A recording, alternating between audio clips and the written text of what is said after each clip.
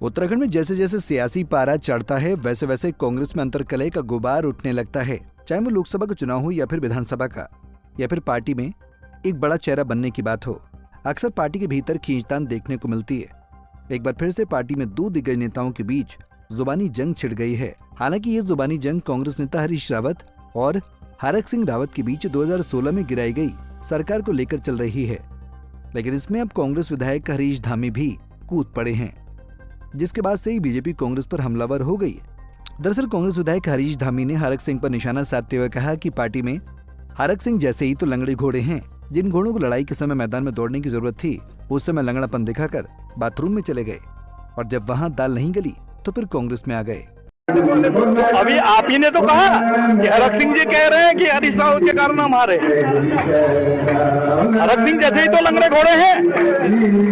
जिन घोड़ों ने जब मैदान में दौड़ने की जरूरत थी उसमें लंगड़ापन दिखा के भाजपा में चले गए, और जब वहां डालने के लिए तो फिर कांग्रेस में आ गए। देखिए, हरीश धामी किसी से न डरता न झुकता, सत्यता बोलता और सत्यता पे रहता हूं। अगर किसी को लग रहा है कि उत्तराखंड में हरीश रावत के कारण कांग्रेस कमजोर हो रही है तो उसकी गलतफहमी है।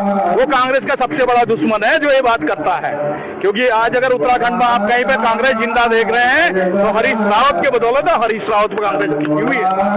वहीं हरीश धामी के बयान के बाद महेंद्र भट्ट ने कांग्रेस पर तंज कसा। उन्होंने कहा कि ये कांग्रेस के भीतर लंगड़े घोड़े खोजने का अभियान चल रहा है, और आने वाले दिनों में ये खोजने का अभियान और व्यापक देखने को मिलेगा। कांग्रेस के पास केंद्र में भी ऐसा नेतृत्व नहीं है कि जो अपने नीचे के कार्यकर्ताओं को समझा सके, क्योंकि जब राष्ट्र नेतृत्व की ही बयान विवादास्पद खड़े होते हैं और जिसके साथ जनता खड़ी ना होती हो, तब ये सब विषय निकल कर आते हैं। अब लंगड़ा घोड़ा आजकल ढूंढा जा रहा है। अभी एक व्यक्ति एक को बताएगा, दूसरा दूसरे को बताएगा। कई लंगड़े घोड़े कांग्रेस के अंदर जब वो देखने लगेंगे, सारे के सारे लंगड़े ही ढूंढ में निकलेंगे। तो मैं कह सकता हूँ कि जिन पर कोई मिशन ना हो, कोई योजना ना हो, हम तो अच्छा लगता कि लीडर ऑफ पोजिशन राज्य के अंदर कांग्रेस पार्टी है, और उसके बाद भी कांग्रेस के पास सरकार को देने के लिए कोई सुझाव नहीं है।